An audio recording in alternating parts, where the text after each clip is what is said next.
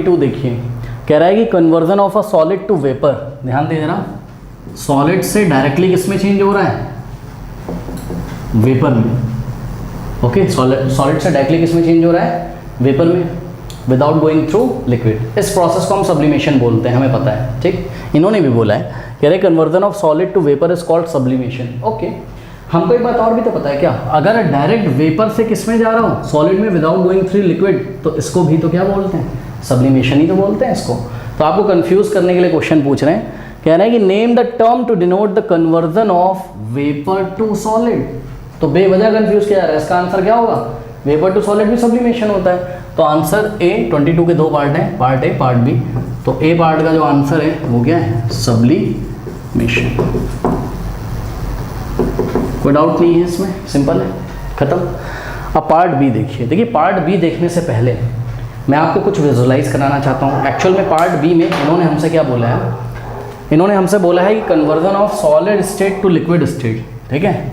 Solid से कहाँ जा रहा है बोलिए? लिक्विड में, ओके। और सॉलिड से लिक्विड में जाने को हम क्या बोलते हैं? फ्यूजन। ये मैंने बताया आपको क्लास में, ठीक है। और लिक्विड से सॉलिड जाने को सॉलिडिफिकेशन बोलते हैं, ठीक है। तो सॉलिड स्टेट से लिक्विड में जा रहा है तो इसको हम फ्यूजन बोलते हैं। यही बात इन्होंने हमसे बोली है, conversion of solid state to liquid state is called fusion. हमें भी पता है, कुछ नया नहीं बताया इन्होंने। आगे बढ़ते हैं, कह रहा है कि what is the meant by latent heat of fusion. देखिए लेटेंट हीट ऑफ फ्यूजन का मतलब ये है कि ऐसी हीट जो आप दे रहे हो किसको? सॉलिड को। किस में कन्वर्ट करने के लिए? लिक्विड में। और ध्यान से सुनिए, जब सॉलिड लिक्विड में चेंज हो रहा होगा तो टेम्परेचर चेंज नहीं होगा, क्योंकि जो आप हीट दे रहे हो वो सारी हीट किस में यूटिलाइज हो जा रही है? सॉलिड को लिक्विड में चेंज करने में, और उस टाइम टेम्परेचर राइज नहीं करेगा। आइए पहले हम इसको एक एग्जांपल से समझते हैं और फिर इस डेफिनेशन को हम अच्छी तरीके से समझ लेंगे, ठीक है। तो यहाँ पर हमने एक एग्जांपल कंसिडर किया। हमने क्या किया? 1 किलोग्राम आइस ले ली। कितनी? 1 kg, ठीक है। तो ले लीजिए ये 1 kg आइस ले लीजिए। ये बहुत सारी आइस क्यूब्स हैं या जैसे भी शेप की आइस है, ठीक है। ये 1 kg आइस ले लीजिए। अब मुझे बताइए, इसमें थर्मामीटर लगाइए। ये लगाया थर्मामीटर, बताओ इसका टेम्परेचर कितना है? 0 डिग्री सेल्सियस, करेक्ट। तो यहाँ पे जो सॉलिड आपने चूज़ किया है, वो क्या चूज़ किया है आपने? आइस। भाई कोई भी सॉलिड फ्यूज़ हो सकता है ना, मेल्ट हो सकता है। हमने यहाँ पे आइस लिया है बिकॉज आइस से हमें थोड़ा अच्छा समझ में आता है, डेली लाइफ में हम लोग यूज़ करते हैं, ठीक है। तो आइस आपने 1 किलोग्राम ले लिया, यानी कि सॉलिड आपने 1 किलोग्राम ले लिया। इसमें थर्मामीटर लगाया। अब क्या किया हमने? इसको हीट देना शुरू किया। तो इसको सपोज हम ये बर्नर पे हीट दे रहे हैं, एक वेसल में रख के, बर्तन में रख के, ठीक है। अब ध्यान से चेक करिए कि होगा क्या। ये जितना भी आइस है ये सारा का सारा किस में चेंज हो जाएगा? वाटर में। और जब तक ये पूरा आइस यानी कि 1 किलोग्राम आइस वाटर में चेंज नहीं होगा तब तक टेम्परेचर राइज नहीं करेगा। बिकॉज आपने पढ़ा है हीट एक टाइम में एक ही काम कर सकती है, या तो स्टेट को चेंज करेगी और या तो टेम्परेचर को चेंज करेगी। तो इस टाइम ये क्या कर रही है? स्टेट चेंज कर रही है, मतलब सॉलिड स्टेट से कहाँ ले जा रही है? लिक्विड स्टेट में। और आपको मैंने पढ़ाया भी था कि ये जो आइस का स्ट्रक्चर होता है ये केज लाइक स्ट्रक्चर होता है, और मतलब इंटरमोलुलर फोर्स वगैरह को ब्रेक करने में सारी हीट लग जा रही है, जिससे पार्टिकल्स दूर दूर हो रहे हैं, ठीक है। तो देखिए अब यहाँ पे भी आपने थर्मामीटर भी लगा के रखा हुआ है, तो ये जो टेम्परेचर है अभी भी कितना शो कर रहा है? 0 डिग्री सेल्सियस, करेक्ट। लेकिन अगर मैं आपसे पूछूं कि लिक्विड क्या है, यहाँ पर लिक्विड क्या है, मतलब सॉलिड से लिक्विड आते हैं, तो लिक्विड यहाँ पर क्या हो गया? वाटर हो गया, सही है। लिक्विड यहाँ वाटर, ये वाटर कितना है? तो जवाब है ये 1 किलोग्राम ही वाटर है, मास थोड़ी ना चेंज हो जाएगा, ठीक है। बात समझ में। लेकिन एक बात खास ध्यान रखिए, एक बात बताइए, अगर मैं आपसे ये पूछूं कि what is the melting point of ice, what is the melting point किसका? आइस का। मेल्टिंग पॉइंट ऑफ आइस सभी बच्चों को पता होगा, 0 डिग्री सेल्सियस आइस का क्या होता है? Melting point. इसी टेम्परेचर पे ये मेल्ट करने लगती है। तो जरा फोकस करते रहिएगा ध्यान से। तो इसका मतलब जो हमने सॉलिड लिया था, आइस था, तो उस सॉलिड को हमने जब हीट देना शुरू करा, तो ये हीट देने का प्रोसेस हमने कब से शुरू किया? तो जवाब है इस सॉलिड के मेल्टिंग पॉइंट से स्टार्ट किया। ऐसा नहीं कि तुम आइस लेके आ रहे हो -4 डिग्री सेल्सियस की आइस लेके आ रहे हो, नहीं। आपको जो सॉलिड लेके आना है वो सॉलिड अपने मेल्टिंग पॉइंट पे होना चाहिए। जब तक वो अपने मेल्टिंग पॉइंट पे ना हो तब तक आप उसको हीट देना शुरू ना करिए। बात समझ में? यानी कि ये केमिस्ट्री में रूल बनाया गया है, डेफिनेशन का यही रूल है कि सॉलिड तो कहाँ होना चाहिए, अपने मेल्टिंग पॉइंट पे, तब आप उसको हीट देना शुरू करिए। और सॉलिड होना कितना चाहिए, 1 किलोग्राम।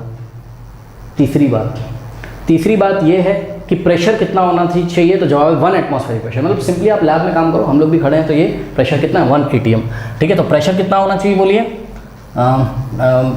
देखिए, पहली बात मास आपको कितना लेना है, 1 kg।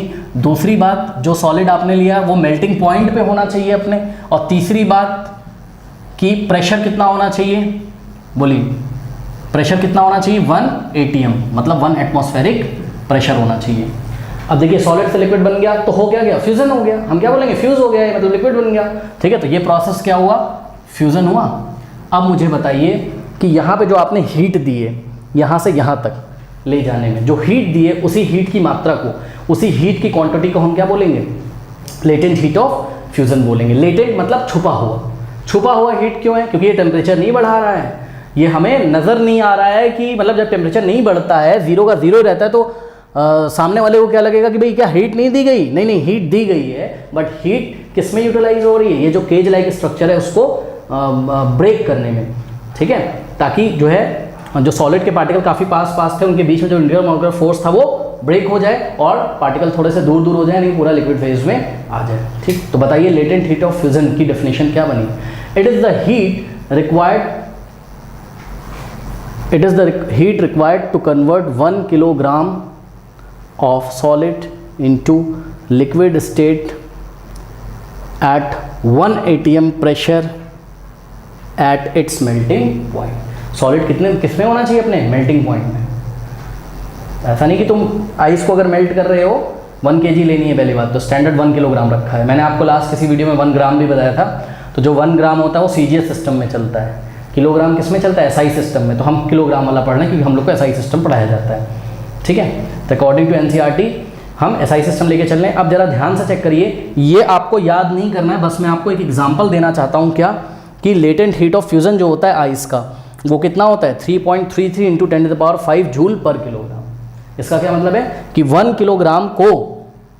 किलोग्राम आइस को टोटली वाटर में चेंज करने के लिए, और 1 किलोग्राम आइस कितने पे होनी चाहिए, 0 डिग्री सेल्सियस पे, और उसको कितने डिग्री सेल्सियस के वाटर में चेंज करने के लिए, 0 डिग्री सेल्सियस के वाटर में चेंज करने के लिए जो हीट रिक्वायर्ड होती है वो कितनी होती है, 3.35 × 10⁵ जूल हीट की एनर्जी क्या ली हुई हमने यहाँ, जूल्स ली। ठीक है, तो यही इन्होंने हमसे क्वेश्चन पूछा था कि लेटेंट हीट ऑफ फ्यूजन की डेफिनेशन बता दो, तो लिखी हुई हमने डेफिनेशन, अब पढ़ लीजिए क्या दिक्कत है इसमें।